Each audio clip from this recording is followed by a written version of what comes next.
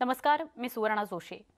केंद्र आणि राज्य सरकारने दिवाळी आधी कापूस खरेदी केंद्र सुरू करून शेतकऱ्यांना दिलासा देणं अपेक्षित होतं। पण दोन्ही सरकार आणि सरकारी यंत्रणा सध्या कापूस खरेदीबाबत हात आखडता घेताना दिसत आहेत। त्यामुळे नाईलाजानं दिवाळीच्या तोंडावर कापूस उत्पादकांना आपला कापूस हमीभावाच्या निम्म्या किमतीनं व्यापाऱ्यांना विकावा लागतोय। विशेष म्हणजे यंदा कापसाची मागणी आणि जागतिक बाजारभाव जास्त आहे, त्यामुळे कापूस हमीभावापेक्षा जास्त दराने विकला जाणार आहे। तसंच कोरोनामुळे कापसाच्या मागणीतही वाढ झाली आहे। नेमक्या याच तेजीचा फायदा घेण्याचा व्यापारी प्रयत्न करतायत, तर सरकारी यंत्रणा झाडून त्यांना साथ देते। त्यामुळे शेतकरी मात्र नागावला जाणार आहे। आणि यंदा खऱ्या अर्थानं कापूस उत्पादकांची दिवाळी साजरी होण्याची चिन्ह असताना प्रशासनाच्या हलगर्जीपणामुळे आणि सरकारच्या वेळकाढू धोरणामुळे कापूस उत्पादकाचं दिवाळं निघण्याची शक्यता आहे।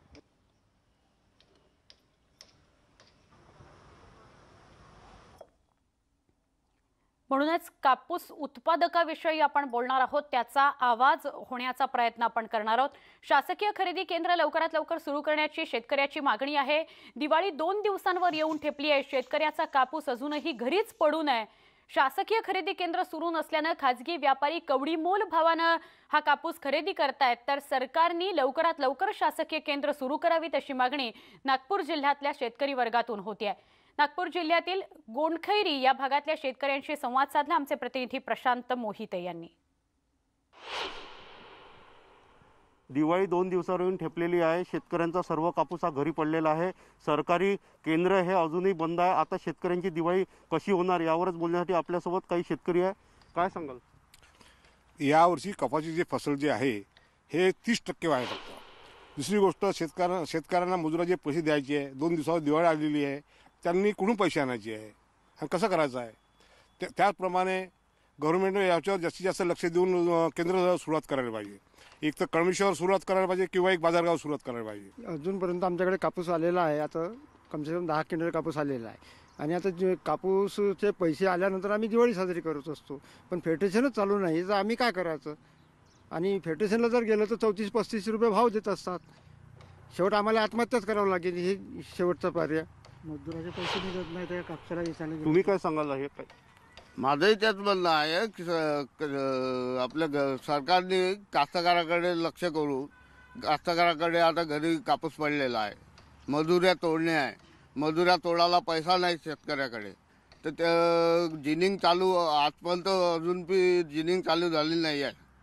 गव्हर्नमेंट खरेदीची जिनिंग केव्हा चालू होणार? 2 दिवसांनी दिवाळी आली आहे। दिवाळीच्या अगोदर काय समस्या कास्तकारापुढे एवढी येऊन पडली आहे की मजुरी कशी तोडा, त्याकरता सरकारने कास्तकाराकडे लक्ष करून लवकरात लवकर जिनिंग चालू करून कास्तकारांची मदत करावी ही माझी सरकारला विनंती आहे। लवकरात लवकर कापूस खरेदी केंद्र सुरू करून कापूस खरेदी करावा अशी मागणी या शेतकऱ्यांची आहे।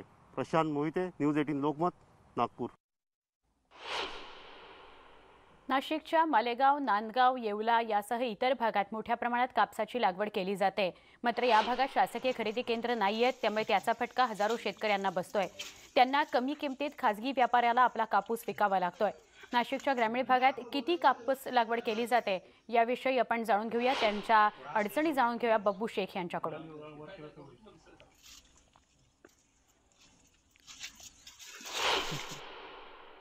साहेब, या भागात किती हे आहे, क्षेत्र किती आहे लागवडीचा कापसाचा?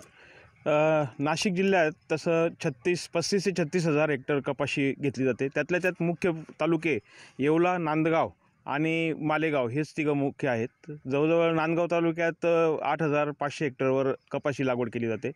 येवला तालुक्यात देखील 8000 हेक्टरपर्यंत लागवड केली जाते आणि शेजारच्या मालेगाव तालुक्यात 19 ते 20 हजार हेक्टर लागवड केली जाते।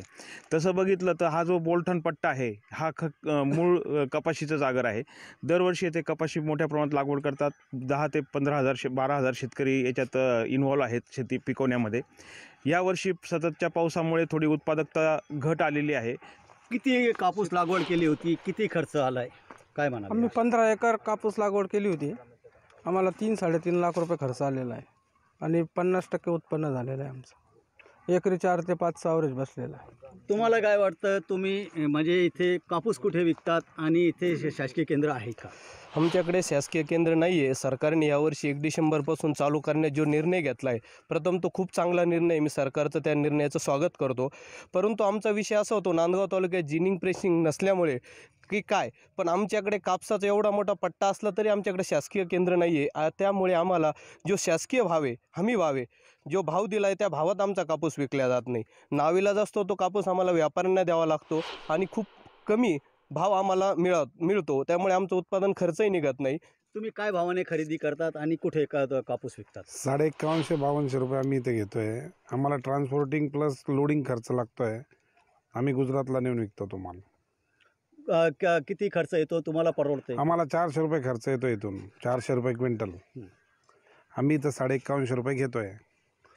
या भागात शासकीय केंद्र नाही आहे, याबाबत शेतकरी संघटना काय करते? समजा शासकीय खरेदी जरी असली तर पण ती टायमिंगवर सुरू झालीच पाहिजे. समजा तुम्ही शासकीय खरेदी सुरू करता, कापूस आमचा ऑक्टोबर नोव्हेंबरमध्ये कापूस निघतो. तुमची शासकीय खरेदी जानेवारी फेब्रुवारीमध्ये होते. तोपर्यंत शेतकरी थांबू शकत नाही ना, कारण त्याला बियाण्याचे पैसे द्यायचे राहते, खतावाल्याचे पैसे द्यायचे राहते, इतरही त्याचे. बब्बू शेख, न्यूज 18 लोकमत, नांदगाव, बोलठाण. कापूस उत्पादकाचं म्हणणं काय आहे ते आपण आत्ता ऐकत होतो. महाराष्ट्रभरातून आपल्यापर्यंत प्रतिक्रिया येत आहेत. आपण या सगळ्याविषयी सविस्तर बोलणार आहोत. सुधीर दिवे, सरचिटणीस भाजप किसान मोर्चाचे आपल्यासोबत आहेत. नागपूरहून ते आपल्यासोबत जोडले गेलेले आहेत. आणि गोविंद वैराळे, माजी सरव्यवस्थापक कापूस पणन महासंघाचे, तेही आपल्यासोबत आहेत. तुम्हा दोघांचंही या चर्चेमध्ये स्वागत करते. सुधीरजी, पहिला प्रश्न आपल्यालाच. कापूस उत्पादकाची परिस्थिती काय आपण बघतो, दरवर्षीच्या हंगामामध्ये हीच परिस्थिती आहे, थोड्याफार फरकाने ती बदलते. यावेळच्या परिस्थितीचं काय विश्लेषण कराल? कारण कापूस उत्पादकाला लवकरात लवकर आपला कापूस विकायचा आहे, पण कापूस खरेदी केंद्र सरकारी सुरू नाहीत, त्यामुळे त्याला तो झक्कत किंवा परिस्थिती नाही म्हणून तो व्यापाऱ्याला विकावा लागतोय. सर्वप्रथम मी IBN लोकमतचं अभिनंदन करतो की त्यांनी अतिशय महत्त्वाच्या कापूस या प्रश्नावर हे चर्चासत्र या ठिकाणी त्यांनी आयोजित केलं. हे सरकार खरं म्हणजे नुसतं कापूसच नाही तर शेतकऱ्याच्या सर्वच उत्पादनाच्या बाबतीमध्ये उदासीन आहे. शेतकरी या सरकारची प्राथमिकताच नाही आहे. हे 3 पक्षाचं सरकार, या सरकारचं अस्तित्वच जमिनीवर आपल्याला लक्षात येत नाही. आज विदर्भामध्ये अतिवृष्टीने सोयाबीन संपलं. या सरकारने या सोयाबीनचे पंचनामे केले नाही. एकरी 1 ते 2 पोते केवळ सोयाबीन झालं असताना आज शेतकऱ्यांनी रब्बीची तयारी करावी म्हणून गहू आणि चण्यासाठी शेतं तयार केली. आता कशाचे पंचनामे करणार? आणि कापसाच्या बाबतीमध्ये खरं म्हणजे मागच्या वर्षीचा 10% कापूस हा शेतकऱ्याच्या घरामध्ये शिल्लक राहिला. कापूस पणन महासंघ आपल्या इथे कापसावर काम करणारी स्वतंत्र स्वायत्त अशी संस्था आहे. या संस्थेने कोरोना काळामध्ये मागच्या वर्षीचा कापूस विकत घेण्यासाठी या राज्यामध्ये 194 केंद्र सुरू केली होती. आणि या वर्षीचा कापूस केव्हा येतो हे या सरकारला समजत नव्हतं, कापूस पणन महासंघाला समजत नाही आहे. खरं म्हणजे जी 194 खरेदी केंद्र कापूस पणन महासंघाने कोरोना काळात सुरू केली होती, ती जशीच्या तशी यांना 1 ऑक्टोबरपासून सुरू करायला काय अडचण होती? माझ्या माहितीप्रमाणे आजही त्यांची हे कापूस खरेदी केंद्र सुरू करण्याची तयारी अजिबात नाही आहे. मागच्या वेळेला देखील कोरोना काळामध्ये ज्या वेळेला कापूस खरेदी केंद्र सुरू केली त्यावेळी शासनाने जिल्हाधिकाऱ्यांच्या माध्यमातून कृषी विभागाचे अधिकारी यांना ग्रेडर म्हणून दिले. आज या पणन महासंघामध्ये 4थी श्रेणीचे कर्मचारी पकडून 130 ते 135 कर्मचारी काम करतात. यांच्याजवळ मोठ्या मुश्किलने 25-30 ग्रेडर आहेत. हे काय खरेदी? आज या राज्यातला कापूस उत्पादक शेतकरी कापूस पणन महासंघाने खरेदी केंद्र सुरू करावे म्हणून मागणी करतो आहे आणि एकीकडे इतकी तोकडी यंत्रणा कापूस पणन महासंघाजवळ आहे. माझी भारतीय जनता पक्षाच्या वतीने या राज्य सरकारला खरं म्हणजे विनंती करावी की नाही अशी परिस्थिती आहे. कारण या सरकारमध्ये सामील असलेल्या 3ही पक्षाच्या वेगवेगळ्या प्रायोरिटीज आहेत, त्यांचे वेगवेगळे अजेंडे आहेत. नक्की, आणि त्यामुळे उशीर होतोय असं तुमचं म्हणणं आहे. सुधीर दिवे, मी आपल्याकडे पुन्हा येते, पण गोविंद वैराळे हे सुद्धा आपल्या सोबत आहेत. गोविंदजी, आता मनमाडहून एक आजोबा आपली प्रतिक्रिया सांगत होते, कापूस उत्पादक होते. त्यांचं असं म्हणणं होतं, जर ऑक्टोबरला आमच्या हातामध्ये कापूस येत असेल आणि सरकारी केंद्र, कापूस खरेदीची सरकारी केंद्र ही जर जानेवारी फेब्रुवारीमध्ये सुरू होत असतील तर आम्हाला एवढ्या वेळ थांबता येत नाही ना. आम्हाला अनेकांचे पैसे द्यायचे असतात, त्यामुळे आम्हाला ते व्यापाऱ्याला कमी पैशामध्ये, कमी दरामध्ये विकावं लागतं. यावर तोडगा का नाही काढला जात? खरं आहे तुमचं म्हणणं. कारण काय आहे की आपल्याकडे साधारणतः ऑक्टोबर पासून कापसाची वेचणी सुरू होते. ऑक्टोबरमध्ये साधारणतः ऑक्टोबर आणि नोव्हेंबर या 2 महिन्यात जर पाहिलं तर कापसाचा जो शेतातला 45% कापूस जो आहे, 45 ते 50% हा जो कापूस आहे शेतातला निघतो. साधारणतः ऑक्टोबरच्या सेकंड वीकमध्ये किंवा थर्ड वीकमध्ये तरी कापसाची खरेदी सुरू व्हायला पाहिजे, जेणेकरून शेतातून निघालेला कापूस हा व्यापाऱ्यांना विकायची आवश्यकता पडणार नाही. आणि ह्या सपोर्ट प्राइस प्रमाणे जो 58 ते 25 रुपये जो गव्हर्नमेंटनं दर ठरवलेला त्या दरामध्ये विकण्याची सोय शेतकऱ्यांना करून देणं आवश्यक आहे. परंतु यावर्षी असं झालेलं आहे की अजूनही कापसाची खरेदी सुरू झालेली नाही. काही ठिकाणी शिष्या दिवाळीनंतर सुरू करणार आहे, काही ठिकाणी काल 10 तारखेपासून काही प्रमाणात सुरू झालं आहे. परंतु फेडरेशनने मात्र अजूनही कुठेही सेंटर सुरू केलेलं नाही आहे. दिवे साहेबांचं म्हणणं अत्यंत योग्य होतं की त्यांच्याकडे वास्तविक पाहता मागच्या वर्षीचा अनुभव होता, तर यावर्षी त्यांनी पूर्वतयारी करण्याच्या दृष्टीने कुठले तरी जो स्टाफची अरेंजमेंट करायला पाहिजे होती. कारण की पणन महासंघाकडे खरोखर स्टाफची उपलब्धता नाही. मागच्या वर्षी त्यांनी ऍग्रिकल्चर डिपार्टमेंटचे ऑफिसर घेतले होते. मला वाटते फेडरेशनने गव्हर्नमेंटला मागणी पण केलेली होती की आम्हाला तुम्ही पुढच्या वर्षीच्या नियोजनाकरिता काहीतरी स्टाफ भरण्याची परवानगी द्या. परंतु त्यांना परवानगी पण मिळाली नाही. जर त्यांना टेम्पररी जरी परवानगी भरण्याची मिळाली असती किंवा कृषी विभागाची किंवा सहकार विभागाच्या अधिकाऱ्यांना पूर्वीपासूनच जर त्यांना ट्रेनिंग देऊन व्यवस्थित केलं असतं तर आज हे त्यांचे केंद्र सुरू झालेले असते आणि आज शेतकऱ्याची सोय झाली असती. कारण बाजारामध्ये कापसाचे भाव जे अत्यंत पडलेले आहे, 45 ते 5,000 रुपये आहे. साधारणतः 1,000 रुपये कमी भाव आहे. पहिल्यांदाच बोंडअळीमुळे आणि बोंडसडीमुळे साधारणतः 15 ते 20% कापसाचं उत्पादन कमी झालेलं आहे. वेचणीचा खर्च वाढलेला आहे. अशा परिस्थितीमध्ये शेतकरीमध्ये फार अडचणीत आलेला आहे. तर या गोविंद सर, एका बाजूला सरकारने ही घोषणा तर करून टाकली आहे की लवकरात लवकर आम्ही कापूस खरेदी केंद्र सुरू करू.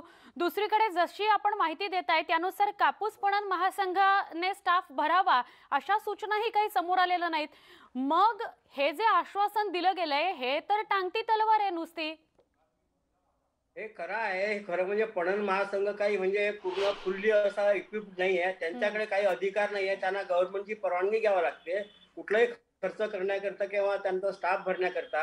हा स्टाफ भरण्याकरता त्यांनी मागणी केलेली होती असं मला समजते, परंतु त्यांना पूर्व परवानगीच मिळाली नाही. त्याच्यामुळे त्यांनी पुढचा ना तर त्यांनी टेम्पररी स्टाफ भरला ना कुठलीही पर्याय व्यवस्था केलेली. साधारणतः 30च केंद्राचं त्यांचं नियोजन आहे. साधारणतः जर का महाराष्ट्राचं जर पाहिलं तर 400 लाख क्विंटल कापसाचं उत्पादन होते आणि 400 लाख क्विंटल कापसापैकी समजा 300 लाख क्विंटल जरी कापूस खरेदी करायचं असेल तर त्यानं साधारणतः 300 ते 350 सेंटर ओपन करायला पाहिजे. शिष्यानं 80 सेंटरचं नियोजन केलेलं आहे आणि 30 सेंटरचं फेडरेशनचं आहे. म्हणजे साधारणतः 1/4च नियोजन आहे. म्हणजे शेतकऱ्याला कापूस बाहेर विकण्यासाठी भाग पडणार आहे. दुसरी गोष्ट म्हणजे त्यांनी जो नोंदणीचा जो मोठा घोळ झालेला आहे त्यामुळे फार संभ्रम झालेला आहे. कापसाची शेतकऱ्यांनी नोंदणी कशी करावी. पूर्वी काय कृषी उत्पन्न बाजार समितीने नोंदणीची जाहिरात काढली, त्यानंतर गव्हर्नमेंटचं सहकार विभागाने सांगितलं की DDR मार्फत ते नोंदणीचं पूर्ण नियंत्रण होणार आहे. त्यानंतर माहिती पडलं की सॉफ्टवेअर निघणार आहे. अशा संभ्रमानामध्ये बऱ्याचशा लोकांची अजून नोंदणीच केलेली नाही आहे. जर नोंदणी केली नसेल तर त्यांनी कापूस तरी कसा विकावा हा मोठा त्यांच्या समोर प्रश्न पडलेला आहे. नक्की. गोविंद सर, आपल्याशी सविस्तर बोलायचं या पांढऱ्या सोन्याचं अर्थशास्त्र काय ते सुद्धा आपल्याकडनं जाणून घ्यायचे आणि सुधीर दिवे आपल्याकडे सुद्धा येते. काय नेमकं राजकारण सुरू आहे शेतकऱ्याकडे, म्हणजे जो आपला पोशिंदा आहे महाराष्ट्रात त्याच्याकडेच का दुर्लक्ष वारंवार केलं जात आहे. मग तो कांदा उत्पादक असो, मग तो कुठलंही शेतपीक घेणारा असो किंवा आता हा कापूस उत्पादक असो, या सगळ्याविषयी बोलूया एका छोट्या ब्रेकनंतर.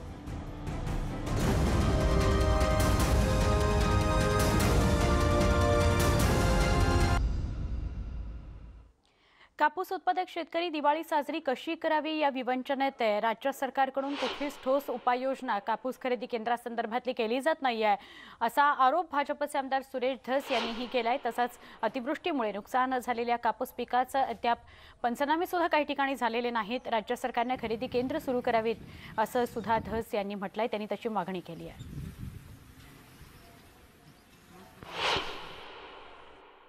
सांगाल काय परिस्थिती आहे कापूस उत्पादक शेतकऱ्याची? कापूस उत्पादक शेतकऱ्याची अतिशय दयनीय स्थिती आहे। मला असं वाटतं की या सरकारमध्ये बसलेले काही लोक ज्यांच्याकडं मेजॉरिटी ह्या मार्केट कमिट्या आहेत आणि त्या मार्केट कमिट्यामध्ये आता 5400 5600 केंद्र सरकारने 5800 पर्यंत टाकली। 2700 रुपयाने बिनलाजे कापूस घेत आहेत। आता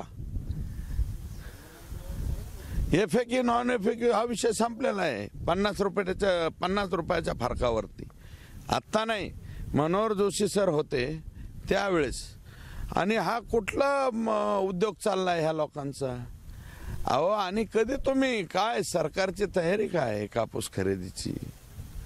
अजून एकही सेंटर तुमचं चालू नाही। अतिवृष्टी झाली, कापूस भिजला, त्या शेतकऱ्याचं नुकसान झाले। जो काही हाताशी आलेला कापूस आहे तोही जर दिवाळीला जात नसेल तर दिवाळी गोड कशी होणार शेतकऱ्याची? कडू दिवाळी आहे, गोड दिवाळी कुठे आहे? आणि कितीक लोकांचे पंचनामे केलेत? हे जे डांगोरा पेटलाय 10,000 कोटी, अहो 10,000 कोटीतलं उघड फसू आहे ते। शाळा कॉलेज आणि कुठं रस्त्याला न्यायला त्याला दिलेले तुम्ही, मला आश्चर्य वाटतंय ह्या महाविकास आघाडी सरकारचं। अहो पॅकेज देत आहे 4-4.5 कोटीचं शेतकऱ्यांना, दाखवताय 10,000 कोटीचं। आता एवढं का दूध खोळे आहेत का काय लोक? मलाच काय कळणार ना उगाच। उत्पादक शेतकऱ्यांच्या अनुषंगाने आता कापूस खरेदी केली जावी या संदर्भात तुम्ही राज्य सरकारकडे काय पाठपुरावा? सरकारला विनंती करणार आहेत। पाठपुरावा काय करायचं त्यांना कळत नाही का?